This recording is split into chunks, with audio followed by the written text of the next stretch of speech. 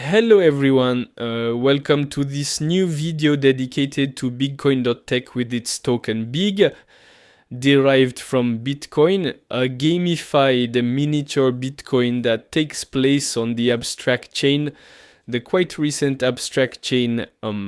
So we are among the biggest projects on the abstract chain currently. Today we are going to see together, following the previous video, where we generally presented Bitcoin, its mechanism, how it works, its parody of Bitcoin in a gamified manner, completely innovative, on the same principles of halving, shorter halving, the mining, the supply limited to 21 million. So we are really on our little miniature Bitcoin on abstract in a gamified way, just as rare, I want to say, because we are really on this principle of halving, of limited supply, from mining to share, hash rate to share. Today we will see together how to mine these fast Bitcoins. So quite simply, you will find the links in the description. Let's start right away. You arrive on the Bitcoin page. So you can use MetaMask, you can use Rabby. I recommend Rabby, the Rabby wallet that you can find very easily, because it switches automatically very easily to abstract, to Ethereum. Bridges are done very easily, unlike MetaMask, where you have to manually add the abstract chain without making mistakes in the data you enter, etc., which is not very complicated. I think you will find tutorials very easily on YouTube. But what I can still recommend to you is Rabbi. You arrive at this Bitcoin window where you can see the number of Bitcoins updating live. When you refresh the page, which have already been mined thanks to the mining we will be looking at today. Let's start right away. We'll log in. It's contradictory to what I'm presenting, but we'll log in with Bitcoin to see a new wallet together and see how it looks for you. You'll arrive on this page, your room that we'll look at together later on, an already active wallet. You arrive here, you have your presentation of your wallet. So if you have ETH, BIG, your remaining room space, we'll see that together completely. And the beginning of the data we will need after you mine, the hash rate, you have the remaining blocks before the next halving, and the percentage of hash rate we have compared to everyone else on the network. There you go. To start mining, you will need to buy a facility, so start with a small room.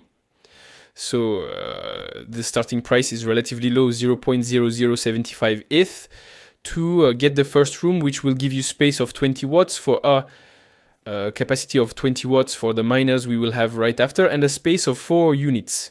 And there you go. So everything happens via the abstract chain with very low fees, and it's an extremely fast chain, ideal for this kind of game and project.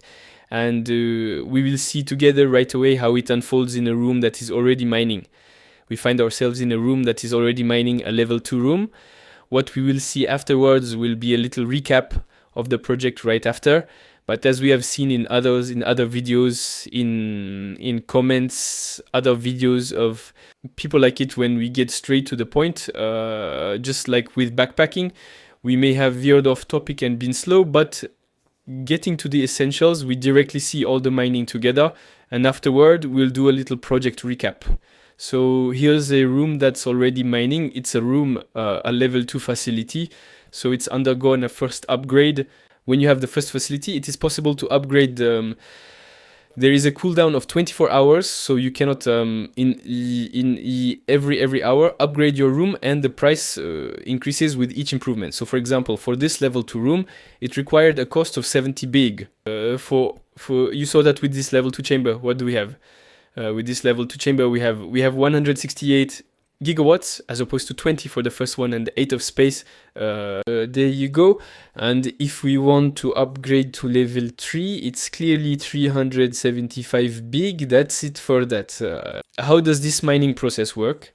You have your facility, so your room, which will potentially be empty. You have at the very beginning a potato miner. I think that's the one that's free, which is offered when you start. When you take your first facility, so you don't mine a lot with it, but for people interested in this mining, necessarily there will be a cost. You have your spaces available in your room. You can see that the stats have clearly shifted here. And so how does it work for the miners? You take an empty space by miner, and there you have the entire list of available miners. The most essential information, the machine's hash rate, the price, and the energy it takes in your facility. Don't forget that there is a space to respect in gigawatts. For example, for this room, we were at 168 gigawatts. So necessarily, in your calculation of machines to buy, if you plan to allocate a large budget, well, you must make sure to first have the sufficient number of bigs and the watts available in the room. So 168 in this case for room number 2. Improvement number 2, you have your different miners. So of course, the more we increase in range and more you see that the hash rate becomes utterly huge, reaching the largest available, the Blackwell miner with a completely monumental hash rate. To know how much you're going to mine with a miner, there is a very simple calculation. Especially since we have a base here, we do a simple cross multiplication. The number of bitcoins you mine, well, like in the real mining that you might have already done with Bitcoin or others, the more miners there are, the more people mining, the more the hash rate gets diluted. So inevitably, you will mine less and less. So you also have to wait that mining becomes scarcer. That's what's also cool in this system with Bitcoin, that we really have at every point in every aspect a sense of scarcity, be it in mining or in supply or other aspects. Like Bitcoin, a simple cross multiplication is enough.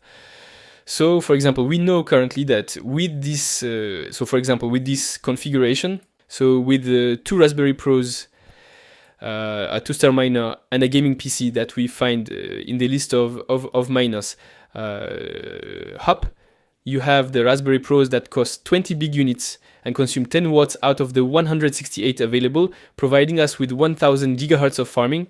With this typical configuration, we have 7280 gigahertz available for 1.61 Bitcoin per day. So simply a cross product. For example, if you were planning to buy, a single NVIDIA GPU for 200 big, which takes 90 watts out of the 168 we have available with chamber number 2, but has 20,000 gigahertz, well, simply we would do a cross product.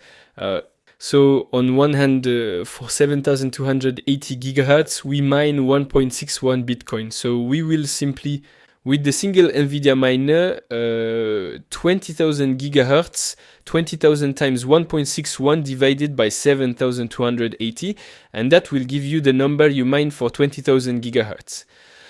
So simply a cross multiplication. That's essentially what I wanted to tell you.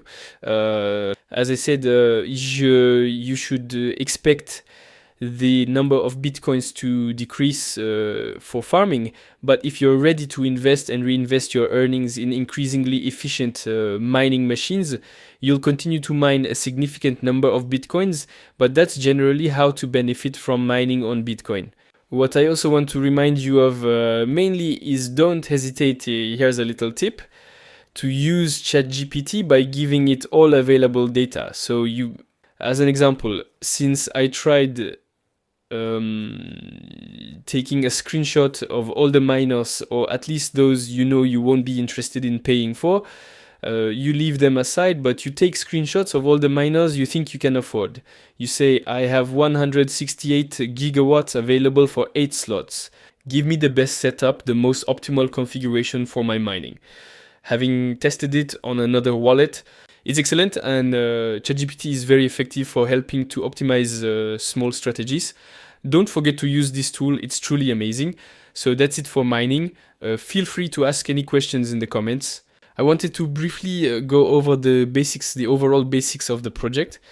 So it's the derivative of a gaming derivative, gamified, a bit parodic, but it remains a very serious project beyond all that. So we have the derivative of Satoshi Nakamoto with Big Toshi. So sincerely the founder of Bitcoin, who is teasing us with news to come. So we potentially have merge mining coming.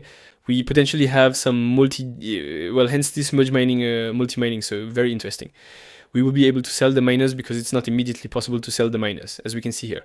So there you go. We also have the derivative of Michael Saylor with Michael Baylor here to do fundraising to clear the supply by offering returns over a lock period of these big ones for 4 days. I think it was the first macro strategy fundraising, so it's quite funny.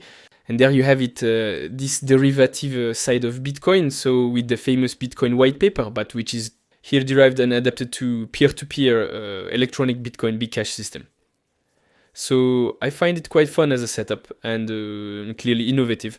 So clearly by taking the Bitcoin white paper, but completely adapted to Bitcoin in the end, which operates, as we could say, on this same system of having scarcity of mining proof of work happening here on chain. And finally, we can talk about the coin. The coin had a big price action. The game quickly took off. People farmed a lot of big from the start, which logically led to a drastic drop. But it's not so bad in the end, because actually this type of game needs time to develop. This type of game needs time to get going with more and more people mining, etc. Constant activity is needed. So this kind of, it's very good. Actually, it's very good that we are starting to talk about Bitcoin now. I think not venture during this price action, which is much too volatile, and pay for very, very high mining machines. So in fact, the big advantage here is that we start talking about these mining machines with a price that has had time to retrace significantly, that has had plenty of time to retrace, and there you go. We'll see what happens next. But for now, one big is around $1.53, and it is up to you to decide if you want to mine. If you just want to buy big and hold, that's your choice. Considering, as I said, that the number of bitcoins mined per day decreases due to the hash rate being diluted, there you go. I hope you enjoyed this video. Feel free to ask any questions in the comments. You have the link to bigcoin.tech in the description. If this content about this project interests you, we can do more without any problem to update the project, how it is developing, where it stands. Thank you for watching. See you very soon.